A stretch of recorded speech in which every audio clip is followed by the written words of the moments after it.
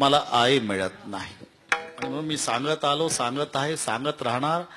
ज्याची आई मरण पावली त्यानं समजावं सुखाचा समुद्र आटला. जगातलं सुख संपलं ज्याची आई वारली. तुम्ही किती मोठा व्हा, स्वकर्तृत्वानं महाराष्ट्रभर फिरा आणि तुमच्या पाठीहून मोठमोठ्या लोकांनी शाबासकीची थाप मारू द्या, पण तुमच्या अशिक्षित आईच्या शाबासकीत जे प्रेम आहे ते टाटा बिर्लाच्या शाबासकीत नाही, एवढं लक्षात ठेवा. बस आई ती आई, तिच्या प्रेमाची सर रंभेला येणार नाही. जेव्हा सुभद्रा रडू लागली युद्धामध्ये अभिमन्यू मेल्यावर, आणि श्रीकृष्ण भगवान समजूत घालतात, रडू नको सुभद्रे. का देवा? अर्जुनासारख्या वीराची बायको आहे तू, पंडू राजाची सून आहे आणि परमेश्वराची बहीण आहे सुभद्रे, रडणं शोभत नाही तुला. देवा, हे नाते पाठ आहेत रे मला. मग मी अर्जुनाची बायको नाही रडत देवा, पंडू राजाची सून नाही रडत देवा, मी भगवंताची बहीण नाही रडत रे देवा, मी अभिमन्यूची माय रडते. हे तुला कळणार नाही देवा. तू पुढच्या जन्मी कोणाची आई हो, तुझं पोर असं लढाईत मरू दे, मग तुला कळेल पुत्र मेल्यावर आईला किती दुःख होत. किंबहुना धनुर्धरा जो मातेची आई उदरा, तो मातेचा सोयरा केतुला पा. आणि म्हणून काही खर्च येत नाही रे बाबा. अरे कुत्र सांभाळायला खर्च आहे सध्या, तेवढा मायबाप सांभाळायला नाही. केवढा खर्च चालला कुत्र्यावर. टब मध्ये बसवून कुत्र शॅम्पू टाकून धुवायचं कोऱ्या टावेलनी, रोज टावेल बदलायचा, कुत्र पुसायचा टावेल, आजचा उद्या नाही. वाटेल ते खाऊ घालायचं कुत्र्याला, आणि सायंकाळी 6 वाजता एसीच्या गाडीत पुढच्या सीटवर बसून फिरवून आणायचं कुत्र. याचं कुत्र एसीच्या गाडीत बसून फिरतं आणि याचा बाप न याची आई वृद्धाश्रमात परवाच्या भाकरी खाते. विचार करा. म्हणून कीर्तन संपल्यावर घरी जा आणि मंडईच्या पाया पडा. ती म्हणाल काय डोक्यात फरक झाला का काय तुमच्या? कीर्तन ऐकून आलो म्हणावं. हे सांगितलं त्या बाबानं नाही, माझे डोळे उघडले म्हणावं. आज माझ्या मायबापाला वृद्धाश्रमातून घरी आणतो म्हणावं.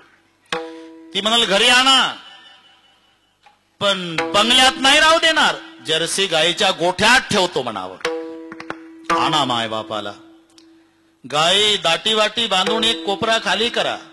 खर्च येऊ देत नाही तुम्हाला. मायबापाला 2 फाटके पोते द्या, 2 मळकटल्या गोदड्या द्या, 2 ताट जर्मनची द्या, 2 तांबे प्लास्टिकचे द्या. स्वयंपाक करू नका. मुलाबाळातून उरलेली एखादी भाकरी बायकोच्या चोरून पॅन्टच्या खिशात घाला.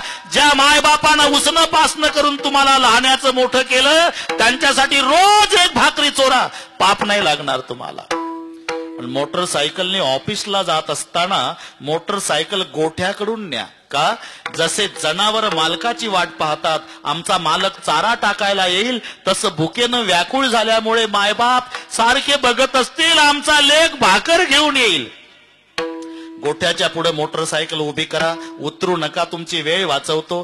खिशातली भाकरी काढा आणि कुत्र्याला फेकता तशी गोठ्यात फेका. भाकरीकडे पाहू नका, सेनात पडली का गव्हाणीत, तुमचं काम झालं. तुम्ही ऑफिसला निघून जा. आता तुमची माय तिला उठवत नाही, घुसत घुसत घुसत घुसत भाकरीपर्यंत येईल. ती भाकरी आपल्या जागेवर नेईल. अर्धी भाकरी बापाला देईल, अर्धी माय घेईल. दोघाच्याही मुखात दात नाही, भाकरी चावत नाही, भाजी नाही.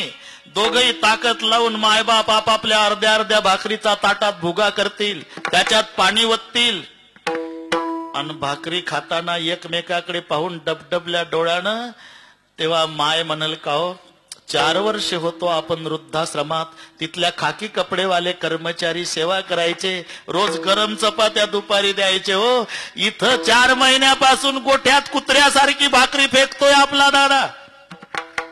तरी बाप सांगल रडून, म्हातारे खरं सांगू, पांडुरंगाची शपथ घेऊन सांगतो मी तुला, 4 वर्ष त्या गरम चपात्यात मला आनंद वाटत नव्हता. तो माझ्या फेकलेल्या माझ्या दादाच्या भाकरीत वाटतो का? भाकर माझ्या दादानं दिली म्हणाल भाकर, माझ्या लेकानं दिली म्हणून भाकर, माझ्या राजानं दिली म्हणाल. अरे कुत्र किती प्रेमानं सांभाळा, चावल्याशिवाय राहणार नाही. माय बापाला फेकून भाकरी वाढा, आशीर्वाद दिल्याशिवाय मरणार नाही. मी रोज 10 मिनिट महाराष्ट्रभर मायबापासाठी घेतो. माझी वैयक्तिक भावना आहे, माझ्या शब्दाचा 10 जरी जवानांवर परिणाम झाला